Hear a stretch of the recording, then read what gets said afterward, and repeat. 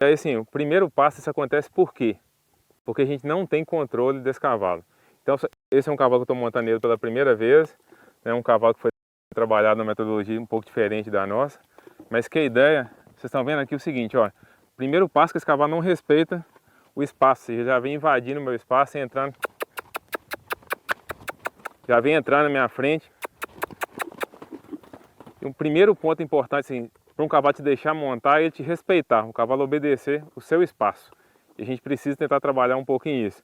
Então se eu tenho um cavalo, quando eu vou montar, que ele empurra, joga a espada, joga o pescoço e vem na direção tentando te fazer deslocar para trás, ele já está tentando te controlar ali, controlando um pouco do seu espaço. E a gente precisa primeiro tentar solucionar isso.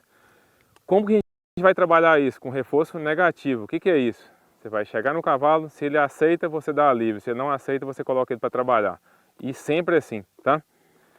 Então vamos tentar. Vou puxar ele para cá, só para tentar mostrar como é que vai ser para poder montar, se ele vai deixar ou não. Esse movimento que ele faz com a cabeça e vir sempre na minha direção é uma coisa que incomoda bastante. E vocês vão ver quando você começa a acostumar com um cavalo que respeita o seu espaço.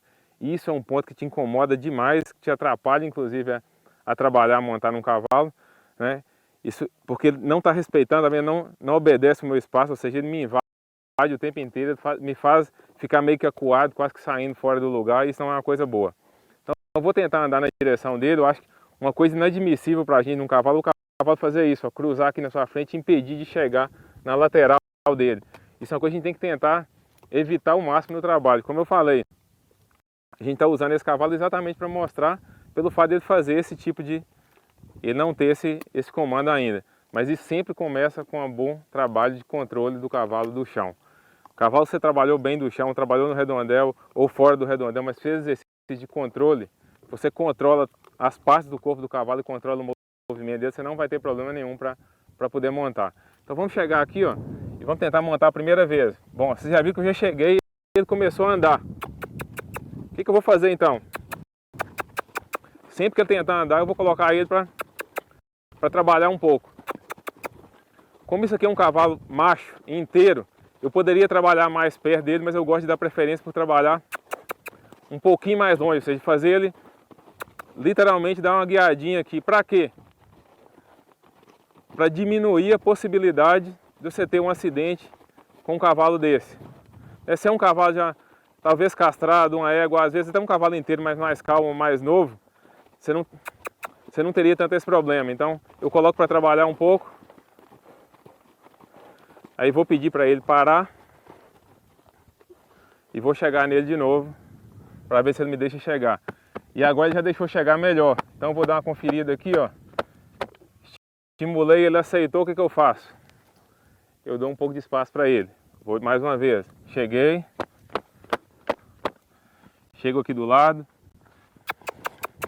quis andar, coloco para trabalhar.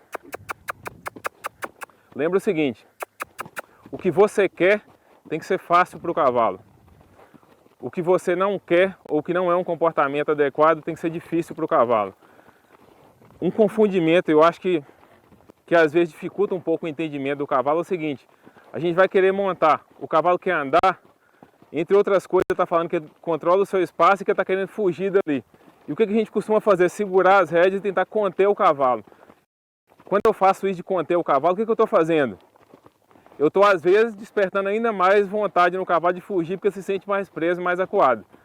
Quando eu coloco ele para trabalhar, eu vou mostrar pelo seguinte, ó, ficar parado é muito mais confortável do que ter que rodar ou trabalhar na guia. Vou parar mais uma vez e vou tentar mais uma aproximação nele. Cheguei, encosto na sela, balanço, estimulo os estribos, dou um alívio para ele. Ou seja, ele fez o que eu quis, ele não trabalha, ele descansa. Vamos mais uma vez. Cheguei, encostei na sela,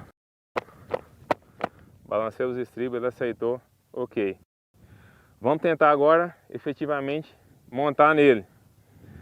E aí, para montar aqui, a gente tem algumas particularidades de cada um. Eu, particularmente, não gosto de tirar toda a folga da rédea a ponto de ter contato na boca do cavalo. Eu gosto de segurar a rédea curta, porém, que o cavalo ainda tem um pouco de liberdade, porque eu quero que ele aprenda a ficar parado e não que eu segure ele parado, tá? Ele andou, Primeira coisa que eu faço, coloco para trabalhar mais. Eu tenho que ser muito consistente no que eu faço. Eu não quero ficar administrando um problema, eu quero resolver um problema de uma vez por todas.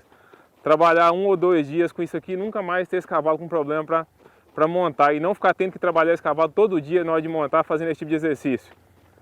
Então eu não quero aceitar nenhum mínimo movimento quando eu estiver trabalhando ele para montar.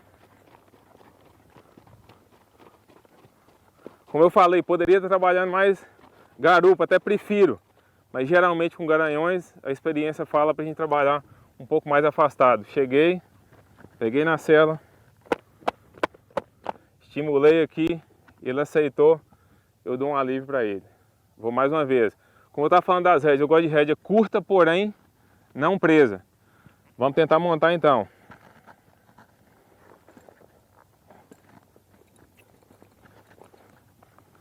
Coloco o pé no estribo, seguro na crina. Aceitou. Tentei. Ok, aceitou montar bem parado, sem sair do lugar. O que eu vou fazer? Eu vou descer e vou montar novamente. É o que eu falei.